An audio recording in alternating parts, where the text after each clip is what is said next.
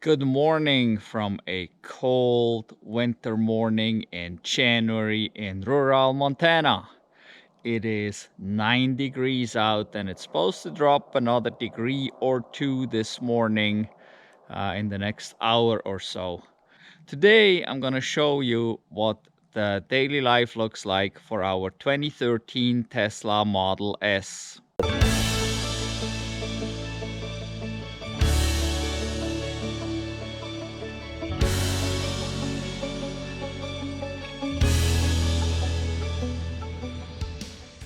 Even on cold mornings like today, or colder, it doesn't matter.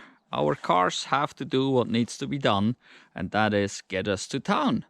So it is about 7:30ish, 8 o'clock in the morning right now, and I'm about to leave with this car. This is our 2013 Tesla Model S 85.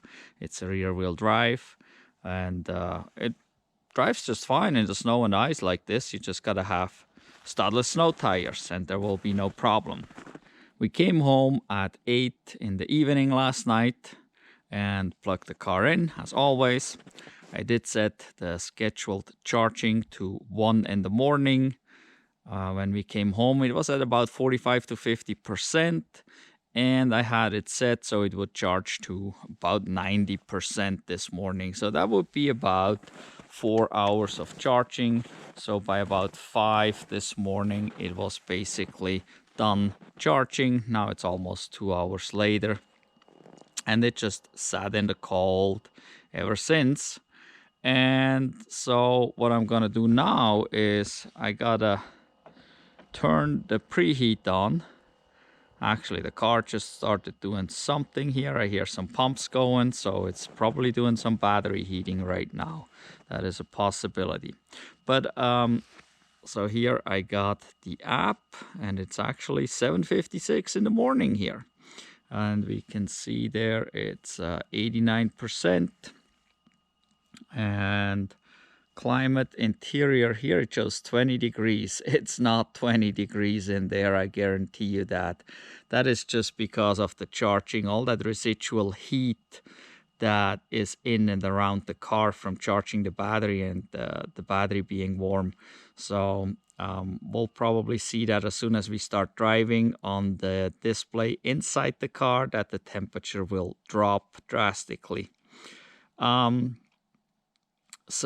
But for right now, we press here, the defrost, and there we go. Defrost came on, and I don't know if you can hear it, but fan came on and things are going. The charger just clicked, so it's drawing power from the grid because it's plugged in, and that's what you want to do. You don't want to use the battery power while you're sitting at home and drain that down again. Just use the power straight from the grid so you can keep your battery charged at the level it is, so you have enough charge for what you need to do. And so yeah, it's 7:58 right now. We'll probably let that go 20 to 30 minutes, and then it will be nice and toasty in there, and we'll start driving. And by the way, look at this beautiful morning. It's kind of orangish, pinkish over there. And it shows a little pinkish over there on the mountain. Beautiful out this morning here in Montana again. I finally made it into the car. It's already 8:46. Holy moly, it's been an hour since I started this whole thing. But, well, there were things that came up and I couldn't leave as quickly as I expected. I just unplugged the car. It shows there we're at 87% and it shows 14 degrees. The weather station in the house showed 10 degrees, so it actually warmed up a degree in the last hour already. That's because it's all of a sudden a little cloudy, and that keeps the heat in. So now let's see if we get to see any restrictions. Okay, so right now it doesn't show us any restrictions here at all. that may change as we are driving. I will find out if there is possibly a restriction on regen going down here. There's definitely no restriction here. It would show that right off the bat. Regen could be 0 right now, and that's why there is nothing showing there. And then as the battery pack would warm up, slowly we would see like a dotted line showing up here. But at this point it all looks good, and well, I guess we'll just start driving.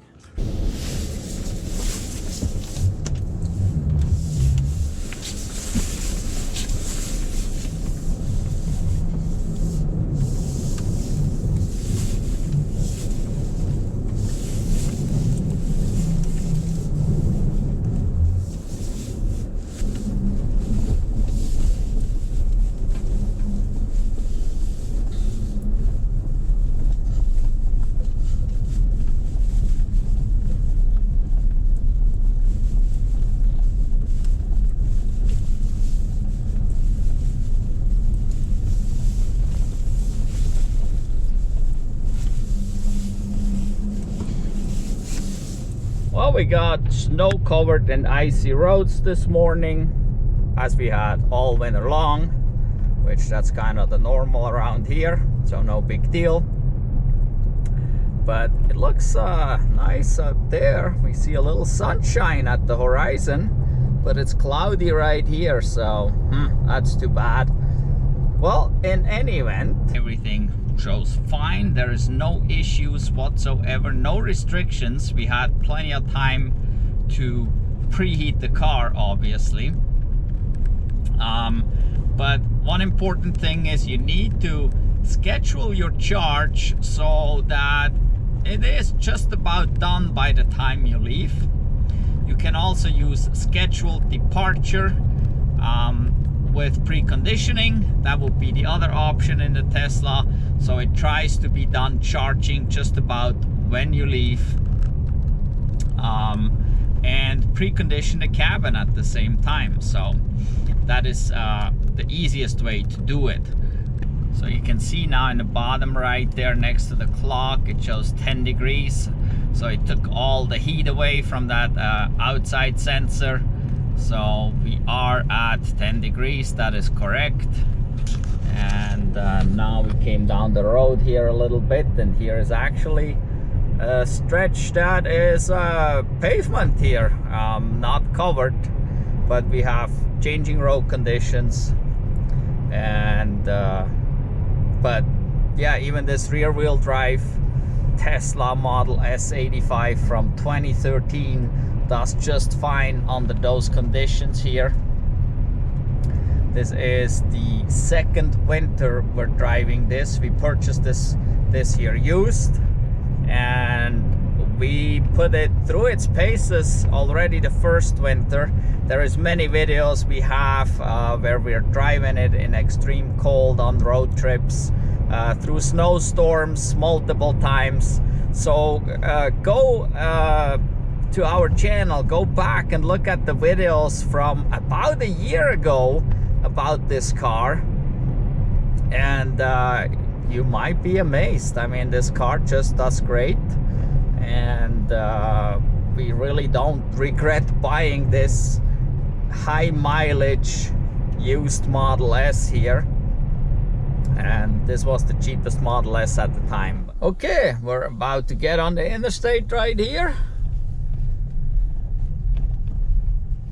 and well, it's nice and clean on ramp. So let's see how much we can get out of this car here. And we see we got a little traction loss there. It's a little slick, but we're going full blast. We're not even on the interstate yet, and we already reached the speed limit of 80 miles an hour here, so we better slow down a little. You seen there, we have no problem. Oh, there's a little restriction there it gives me. It is a little bit cold, but just a little tiny bit there. I mean, we're going full blast. You never need more. I mean, look at this. We're going way too fast. We better slow down here. But look at this. I mean, no issue whatsoever. I just threw a restriction in there momentarily after we were using 300 kilowatts for quite some time to accelerate up the ramp, and then did it again. It gave a little restriction there, but that is like nothing. I mean, you can see it does not affect the driving whatsoever. I mean, normally we would not even accelerate this hard. So yeah, and no problem at all. And oh yeah, if you notice there, bottom right temperature shows 15. We are out of the valley, so it's a little bit warmer out here. And yeah, but no problem. There is no issue driving with a 10-year-old electric car. Yeah, people that say they can't do it, they can't do it in the winter time.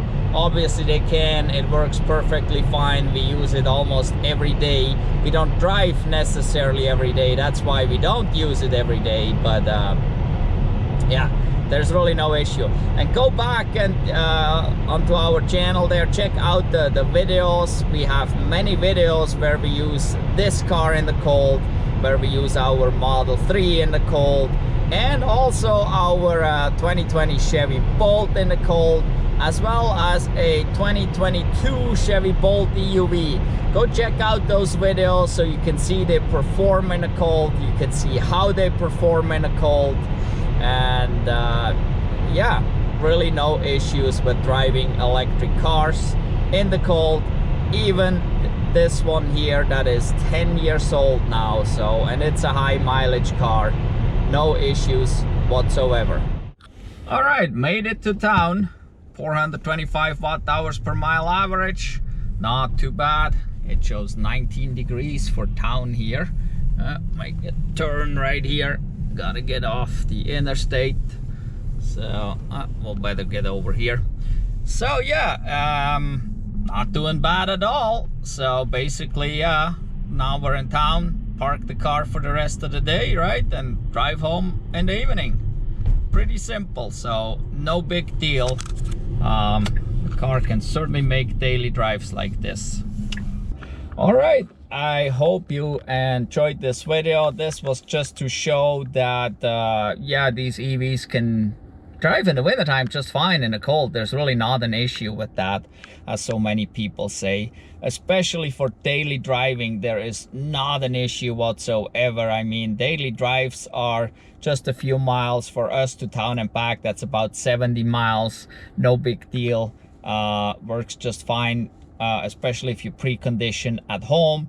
Even if you don't, you can make it for and back. Really not a big deal. If you don't precondition, you may have some restriction on the regeneration. It will not do as much regeneration, and you may not be able to get full power. But usually you don't need full power for daily driving unless you're driving like a maniac all the time. So in any event, please give us a thumbs up for this video.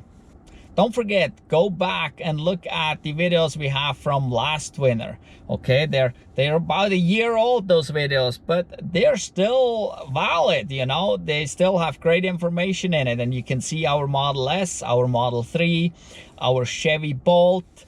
We have lots of winter videos. We also have a winter video from a 2022 Chevy Bolt EUV this winter. So go check those out so you can see how these electric cars do in the winter time. And don't forget, subscribe to our channel, hit the notification bell so you don't miss out on any of the future videos. And again, give us a thumbs up, please, for this video, as well as for all the other videos that you watch on our channel. Thank you for watching. Goodbye.